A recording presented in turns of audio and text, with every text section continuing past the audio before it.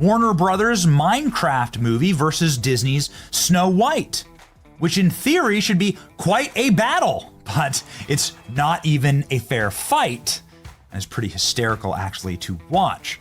Snow White, of course, famously played by the insufferable girl boss narcissist. Even though Disney spent $250 million trying to reimagine Snow White, the company was ultimately unsuccessful and lost to a film in which the main character's most impressive ability is to shove dirt.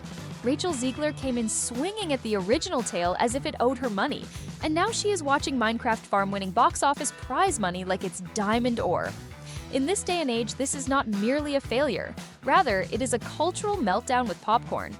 Well, let's take a step back for a moment. Disney has been in a state of complete and utter worry for some time now. Each and every remake that they have released in recent times has felt like a therapy session disguised as a movie. These days, they are not making movies. Rather, they are working through their feelings. There was the Snow White remake, which is less of a rethinking and more of a, what if we completely ignored what made the story work in the first place? The Little Mermaid barely made it through the water, Peter Pan and Wendy were ghosted by audiences, and then there was the Snow White remake. Enter Rachel Zegler, a young and excellent actress who, for some reason, was able to take on the part of one of Disney's most renowned princesses and transform it into a public service announcement that lasted for 2 hours and explained why love stories are problematic and why white skin in fairy tales is conspicuous. To clarify, the issue was never diversity. Rather, it was the mentality that was the source of the difficulty. When Rachel arrived at this gig, she pretended as if she was doing us a favor by trash-talking the original film. I know that you've told me before that your version of Snow White is different, and it's more of a 2022 version of Snow White. What did you mean by that? I mean, you know, the original cartoon came out in 1937, and very evidently so. There's a big focus on her love story with a guy who literally stalks her. Yeah. Weird. Super weird. So we didn't do that this time. Rolling her eyes at Prince Charming, referring to the 1937 version as weird, and stating unequivocally that she did not require fans who did not agree with her vision. The cartoon was made 85 years ago, and therefore it's extremely dated when it comes to the ideas of women being in roles of power and what a woman is fit for in the world. And so when we came to reimagining the actual role of Snow White, it became about the fairest of them all, meaning who is the most just and who can become a fantastic leader. And the reality is, you know, Snow White has to learn a lot of lessons about coming into her own power before she can come into power over a kingdom. It is not a keynote address that you are making at the BuzzFeed Feminism Summit. Rather, you are playing the role of Snow White. For the most part, the press tour was more of a girl boss rampage than a princess promotion. In her retelling of the story, she completely disregarded the original fairy tale, dropped hints that Prince Charming would be eliminated totally, and made it abundantly apparent that romance had no place in her creation. To put it simply, she treated Snow White in the same manner that a barista treats their ex's playlist, loudly, dramatically, and with little concern in what the rest of us genuinely appreciated about it. After that, there was a backlash. Not only were the fans irritated, but they were also perplexed. If you despise every aspect of the original work, then why are you going to be making a cameo appearance in the remake? It would be the same as if someone were to sign up to play Batman and then say, capes are for losers. And at the precise moment when it appeared that Disney might be able to weather the storm, South Park joined the conversation with a sledgehammer that was labeled Into the Pandiverse. The presentation did more than just make fun of Disney. It also examined the exact formula that has been the death knell for modern entertainment, substituting story with checkboxes and presuming that success is solely determined by visible improvements. During the course of the episode, Cartman is subjected to a nightmare version of the universe, in which every cherished character has been replaced by a woman of color who despises men. Will you check under the bed and make sure there's no Disney executives under there? Furthermore, despite the fact that the show is blatantly overblown, it is far too close to home to be considered comforting. The main antagonist, an artificial intelligence version of Kathleen Kennedy, goes through the multiverse, attempting to include corporate feminism into every potential reboot. Does this sound familiar to you? Disney did not even need to be mentioned by name, because everyone was aware of the specific audience they were aiming for. Snow White, The Little Mermaid, Star Wars, and Marvel are just some of the brand names that have been disassembled into its components and then resold to us with a fake woke paint job. On the other hand, Rachel, the symbol of all that happened was Rachel. Her energy was present in the episode, despite the fact that she was not a part of it. She had that smug, dismissive tone, that unearned attitude, and that overall vibe of, I'm fixing the story regardless of whether you like it or not. It was everything there, and it was satirized to perfection. Rachel came up to an almost empty theater with her crew, a flower in her hand, and taped a TikTok video as if she were at the Oscars.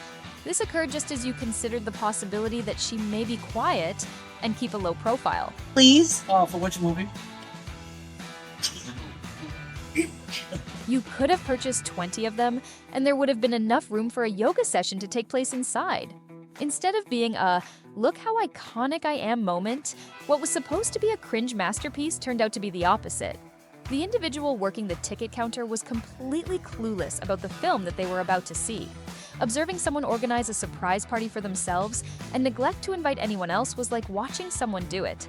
While everything was going on in Pixel Land, the Minecraft movie nonchalantly bodies Snow White as if it were nothing at all. It took a single weekend for a movie that critics referred to as too childish and too simple to make more money than Snow White did in 3 successive weekends. When it comes to numbers, they are not only embarrassing, but also biblical. The video game Minecraft not only triumphed at the box office, but it also pulled off a full-scale theft. During the time that Snow White was struggling to reach a meager $160 million, after weeks of desperate public relations and reshoots, Minecraft was able to break past the barriers with a global opening of $300 million. Just blocks, zombies, and a good time. There will be no controversies and no lectures about it. The reviewers all rolled their eyes, but the audience, the theaters were all filled. It wasn't simply a victory, it was a humiliating defeat. The first weekend of Minecraft's release brought in a total of $300 million around the world.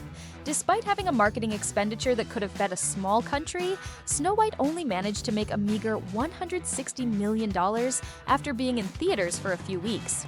Minecraft was everything that Snow White was not. It was entertaining, it was self-aware, and it was truly designed for the community that it was attempting to attract. Rather of attempting to humiliate its supporters, it showed respect for them. When it came to conveying a political message, it did not utilize nostalgia as a Trojan horse. It simply appeared and carried out the functions that are expected of a movie. What one thing did Minecraft fail to accomplish? Either give a speech to the audience, or remake it into a political advertisement. Young people were provided with an exciting adventure, the original source material was honored, and Jack Black was heard yelling into a microphone.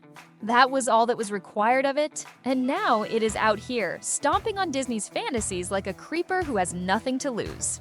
Simply by himself, Jack Black possessed more charisma in only 5 lines of conversation than the entirety of Disney's Snow White production.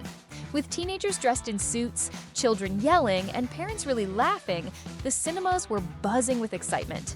People wanted to be a part of it since it was a live event that they could watch. Disney would never be able to. Consequently, here we are. A once-loved princess who has been transformed into a cautionary tale, a studio that used to print memories that is now losing credibility, and a blocky little video game adaptation that has just blown them out of the water without even making an effort. Minecraft did not have the Disney enchantment that had been behind it for decades. Pixel art, a solid storyline, and an audience that did not feel offended were all features of this story. What is the takeaway from this? The answer is straightforward. Show respect for the narrative, show respect for the audience, and for the love of all things. Be quiet on the press tour. The audience is not asking for a lot of things. They're not opposed to growth, and they're not opposed to change.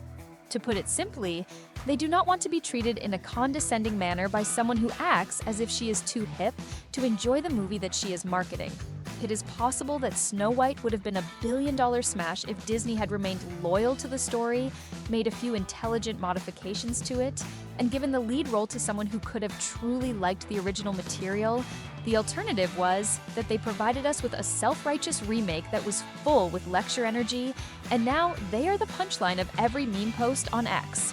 While this is going on, Minecraft is out there giving children a reason to celebrate, giving teenagers a reason to dress up in suits, and giving parents a reason to again enjoy going to the theater.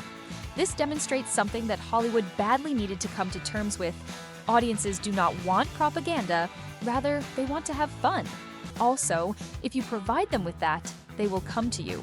In other words, Rachel's failure is not merely the result of a single poor performance. Rather, it is a sign of a more widespread issue in Hollywood, which is a system that believes it can ignore the public and yet succeed.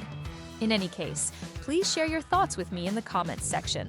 Is it possible that Rachel Zegler was subjected to an unfair scapegoating, or did she dig this hole with a press microphone and a shovel full of ego? Do you think Disney should reimagine its remakes, or should they completely reimagine their entire strategy? Hope you had a great time. Don't forget to like, subscribe, and comment. See you next time!